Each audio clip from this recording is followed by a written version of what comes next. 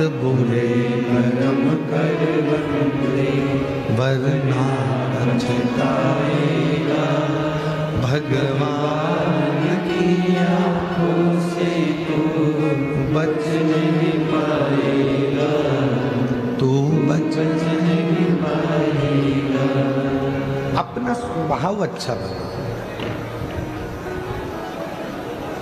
कितना सुंदर किसी ने कहा है, शिक्षित वो नहीं है जो ऊंचे कुर्सी पर बैठ गया।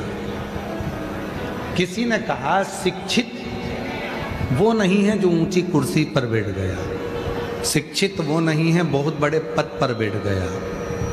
शिक्षित वो है जो सत्य को सत्य समझे और असत्य को सत्य समझे और दिल में भाव रखे। शिक्षित वो है जिसमें सत्य बोलने की बल हो, असत्य को नकारने का बल हो और दूसरे के प्रति प्रेम समर्पण का भाव। समर्पण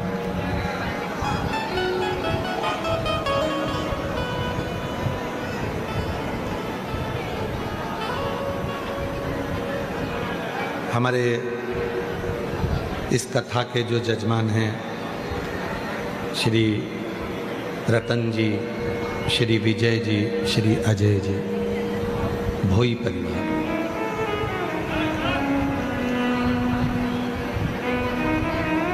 शायद हमारी जिंदगी में पहली कथा होगी जिसको भोई परिवार ने कराई है।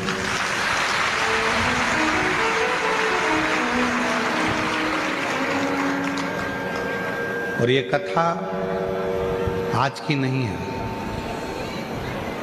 2018 से विजय भाई, अजय भाई, श्री रतन जी, हमको तो मालूम नहीं था। हमको तो कल हमारे सीहोर से फ़ोन आया कि गुरुजी जिनके यहाँ आपकी कथा हो रही है, ये विजय जी, ये रतन जी, ये अजय जी 2018 से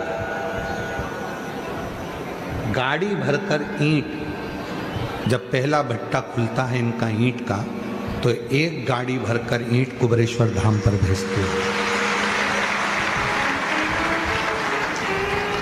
हमें कल मालूम पड़ा है। कल जब फोन आया समीर जी का तो उन्होंने बताया कि हमने फिर काबरा जी को भी बताया। काबरा जी कल बैठे थे अपन, तो हम काबरा जी को भी बोले कि ये विजय भाई का, ये रतन भाई का, ये अजय भाई का, ये भोई परिवार की बड़ी कृपा हुई।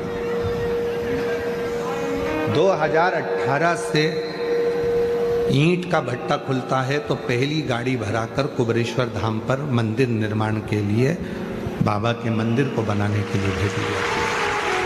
आज तक काबरा जी अभी भी इनके नियम बनाए, अभी भी इनने नियम बना के रखा है। हर साल जब पहला भट्टा खुलता है तो वो गाड़ी भरकर भेजते हैं।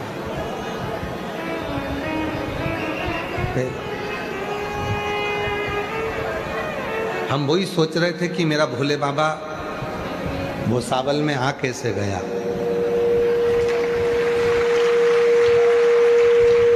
भुसावल की पवित्र धरा पर भोलेनाथ जी पहुंचे कैसे। तो ये निमंत्रण आज का नहीं है। ये विजय भाई ईंट भेजने के बहाने कुबरेश्वर महादेव को यहाँ निमंत्रण देते रहे कि तुम्हें आना पड़ेगा, तेरे मंदिर में आना मेरा काम है और मेरी बिगड़ी बनाना तेरा काम। ये भक्ति है। और विजय भाई, अजय भाई, रतन जी, मैं आपको धन्यवाद देता हूँ।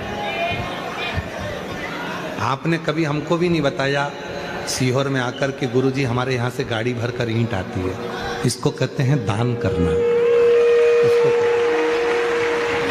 कभी आपने हमसे मिले भी नहीं और हमको बताया भी नहीं कि हमारे यहाँ से गाड़ी भरकर ईंट आती है।